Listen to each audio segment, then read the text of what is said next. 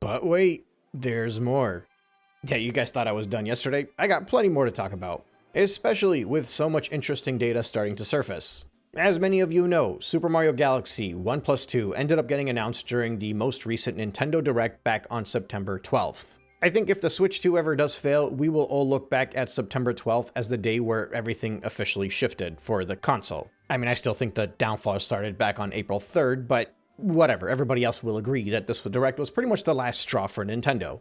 And while there are a number of things that you can point towards as to why that is the starting point of the downfall of the Switch 2, and more specifically Nintendo in general, things like paid DLC for Bonanza and for Pokemon, even though they either just came out or they're coming out soon, or the fact that Nintendo just did not announce a good system seller. Let's be honest. But one of the things that will probably shake people the most when we look back at it is the fact that they decided to bundle Mario Galaxy 1 and 2 together physically and charge $70 for it. I've already spoken pretty in depth about this terrible decision, whether it's because people already owned Mario Galaxy 1, so effectively you're forcing them to rebuy it if all you do is buy physical, or just in general the fact that they decided to charge $40 for what is, let's be real, a lazy port. Even with the minor touch-ups, yeah, no, this is not a $40 game. But I mean, regardless of what I say, 3D Mario is 3D Mario, right? It's always going to sell. Nintendo proved this when they did 3D All-Stars, which was really just a very simple port of those three titles, and they doubled down the following year when they released 3D World, doing nothing to the game except for making it a little bit faster and adding like a little 4-hour side adventure. These games coming in at the standard retail price of $60, which is what everybody was used to paying at the time. And I mean, if you want to get super technical, the first 64 game that was ported over, or remade rather, to another console was 64DS, so it's not exactly like this hasn't happened previously. But the point is that time and time again, especially during the life of the Nintendo Switch 1, Nintendo has proven that they can re-release a game from a previous console generation, charge whatever they want for it, do whatever they like, even if it seems anti-customer, and even if there is a big uproar online, it does not translate well to the sales, because at the end of the day, as the saying goes, Nintendo fans are just gonna buy whatever slop Nintendo puts out for them. And seemingly, with the discourse that you would see online, especially immediately after the Direct, and because of like some pre-orders on Amazon, the assumption has been that this is going to continue on with Mario Galaxy 1 and 2. You will complain about the $70 price tag, but then everybody is just going to buy it and it's gonna be completely fine. Now, I must have sounded like a crazy person because for the past month, I've been telling people that Mario Galaxy 1 and 2 is not doing nearly as well as people thought, and they were simply just falling for algorithmic rankings like what you would see on Amazon bestsellers, or what happens to be trending on the Nintendo eShop because it only accounts for like the last 4 days. Well, over the course of the past week, different regions around the world have kind of been discussing sales, and more people have been kind of questioning whether or not Mario Galaxy 1 and 2 are actually doing that well. The argument seems to be that Galaxy 2 digitally is doing pretty well, but obviously we have no data for that. But what we do have data for is the opening sales numbers for every single 3D Mario game in Japan since the dawn of time. And let me tell you, in Japan, well, I should say the entire world, people love 3D Mario. People will spend on 3D Mario. You can re-release 3D Mario as many times as you'd like, and people will buy 3D Mario. That's just the rule, right? It's an easy cash grab. You don't even gotta do anything to fix it up. Slap whatever price tag you want on it, and the drones will just come right in and buy whatever they want. Well, as things would have it, apparently Nintendo might have actually crossed the line this time, because Mario Galaxy 1 plus 2 as a physical cartridge is the worst debuting Japanese 3D Mario title released in history. And to highlight just how bad it is, it's not even close to the next one on the list, with 3D World on the Wii U more than doubling what Galaxy 1 and 2 just did in this past week. And to put things into context even more, Galaxy 1 and 2 is releasing on the largest user base than any of these consoles have ever released on in history. Most of these titles, when they released, they did not release 9 years after the console had come out and after it broke records for how many units were in people's hands. You know, all those Pokemon games that broke records recently where everybody's like, oh, online boycotts don't work because Scarlet and Violet sold very well. Yeah, so part of the reason why Switch 1 games have sold as well as they do is because there were Switch 1s out there. And I see this mistake being made a lot for people that are looking at sales numbers for Switch 2 titles and how much they expect those games to sell. They're automatically assuming that those games will sell as well as their Switch 1 counterparts, but they're not realizing that there's an expensive barrier in order to get these people to buy those games. Now, in fairness, a lot of those people that think that the Switch 2 counterparts are going to sell as good as the original Switch 1s did also assume that the Switch 2 was going to be a resounding success just like the Switch 1 was. So that's part of the reason why they make those assumptions. But obviously, I don't think that the Switch 2 will sell nearly that much unless there's a massive price drop, so that's where the discrepancy comes. But either way, that's besides the point, because right now we're looking at Super Mario Galaxy 1+2 releasing on the Nintendo Switch 1. Now, I argue that this is also a Nintendo Switch 2 game that Nintendo had put onto the Nintendo Switch 1 just to make sure they can, buff up the sales a little bit, and I think it epically failed. For all intents and purposes, this should have been released in two different SKUs, Super Mario Galaxy 1+2 and Super Mario Galaxy 1+2 Switch 2 Edition, because built into it, it has all of the enhancements that you would find in Pokemon and pretty much what you would find in Metroid as well. So this is effectively a Switch 1 game and a Switch 2 game releasing as a single cartridge for a console that is on its way out but has a massive user base and is still selling pretty good weekly, especially in Japan. And for the next iteration of that same console, the Nintendo Switch 2, with a user base that is starved of games to buy, and they're really looking for something to carry on the title. And you would think a physical copy of Mario Galaxy 1+2 would appeal to a whole lot of people, because you'd be surprised there are a lot of people out there that maybe didn't get their hands on 3D All-Stars, and there are especially a lot of people that have been dying for Super Mario Galaxy 2 to come out for the Switch. And keep in mind, Nintendo is one of the only exceptions in the current industry where physical sales tend to outdo the digital sales. Basically, what I am trying to get at is that this game is coming into the easiest market there is to be the best-selling 3D Mario title ever. Maybe at least in the top 3, top 5, top 10. But no, out of the 11 games that have come out, 3D Mario, whether they were remakes, remasters, ports, whatever you want to call it, all 11 of those physical copies that have released into the wild, Super Mario Galaxy 1+2 comes in at 11th. But it gets worse. Like I said, it already did not do what Mario 3D World did for the Wii U. That one is at 10th, and that one people laughed at. It was the lowest performing 3D Mario game ever. Now, Mario Galaxy 1 and 2's opening week was 48,000.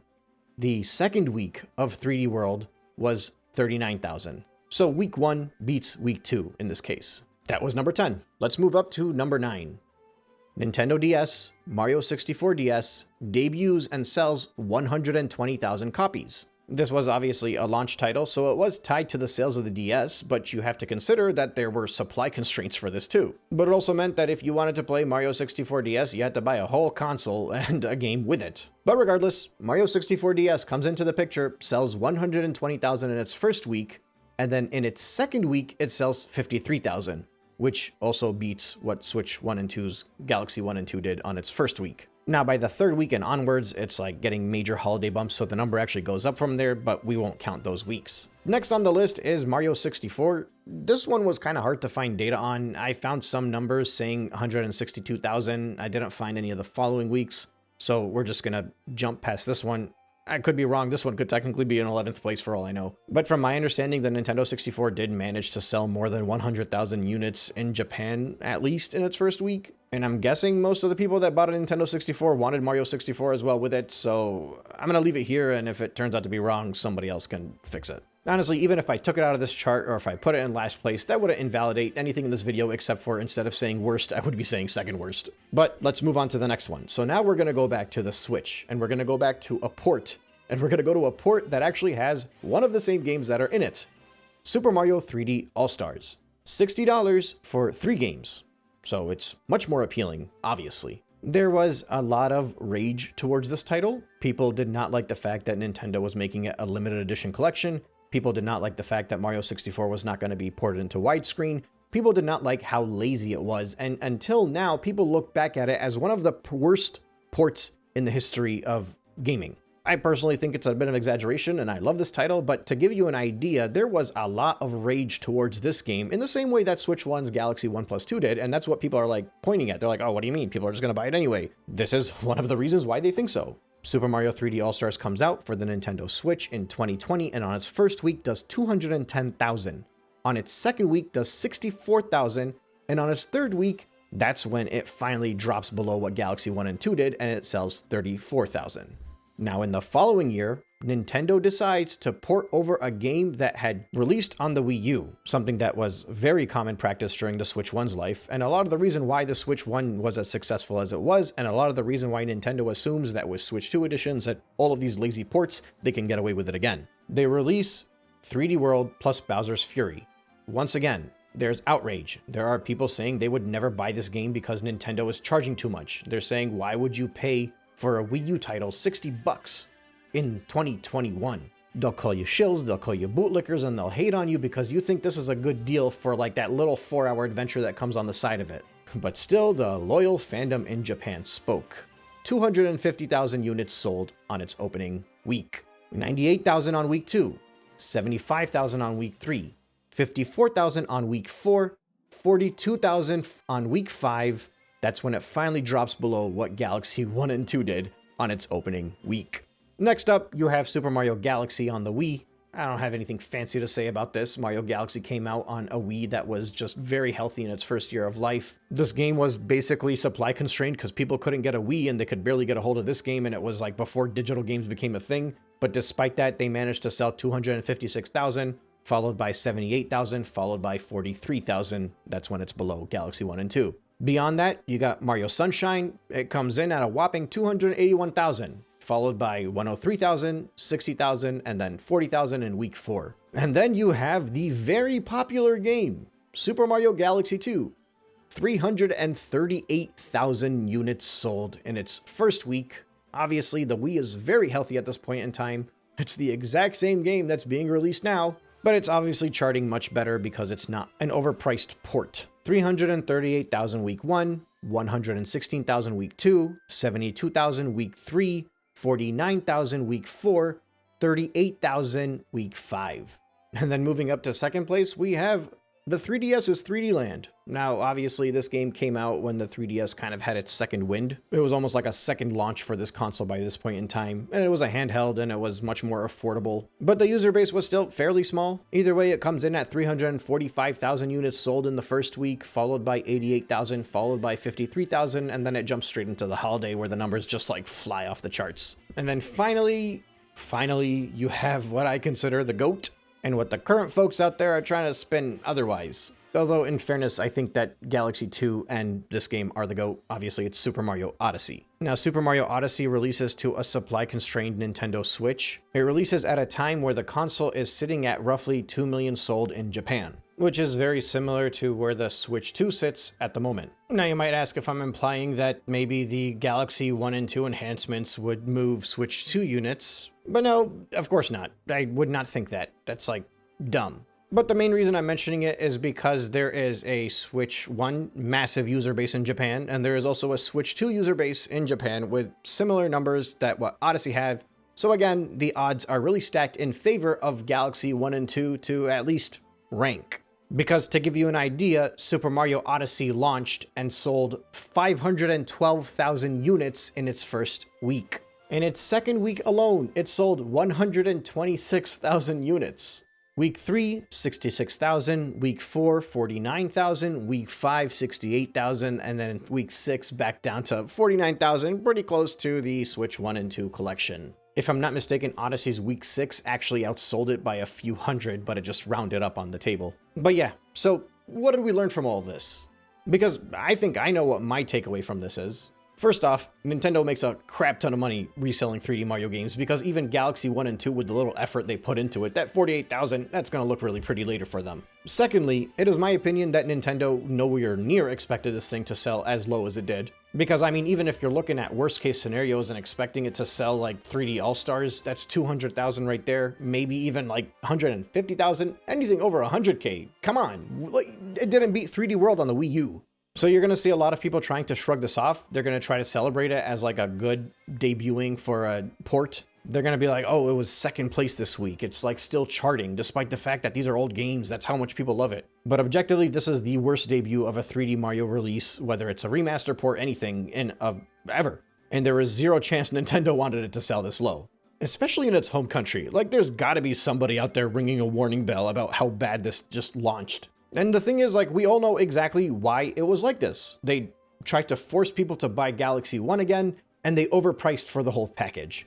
Quite frankly, as a lover of Super Mario Galaxy 2, I am very offended by this release. Like, why would you soil one of the best 3D Mario titles ever made by releasing it in like the worst, most uncustomer friendly package you've ever done? Actually, there's some worse ones out there, but at least when it comes to 3D Mario, I think this is the worst by far that they've ever done. So I don't care how many people out there want to try to spin it and be like, this is the re-release of two of the best games ever, and the Metacritic scores, and the grass looks a little bit fuzzier over here. And did you know that on the Switch 2, player 2 can use a mouse? Yeah, the whole mouse thing that everybody was talking about was only for player 2, by the way. I don't know if people got news of that or not. But yeah, the point is that with this release, Nintendo clearly crossed a line.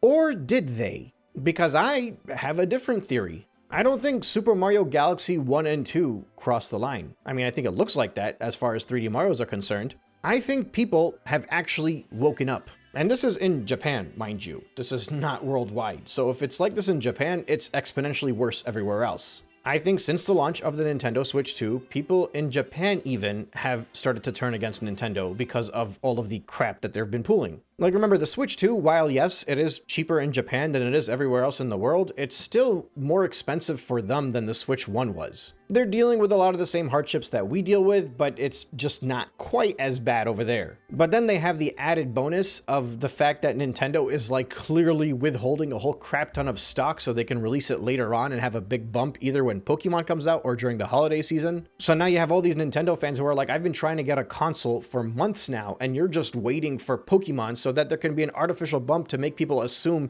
that Pokemon Legends ZA is the reason why people went out and bought a Switch 2. Just look at how many people right now in Japan are going out and buying a Nintendo Switch 1 every single week. These are not people that are like, I'll just buy a Switch 1 later and then in a few months when the Switch 2's in stock, I'll get a Switch 2.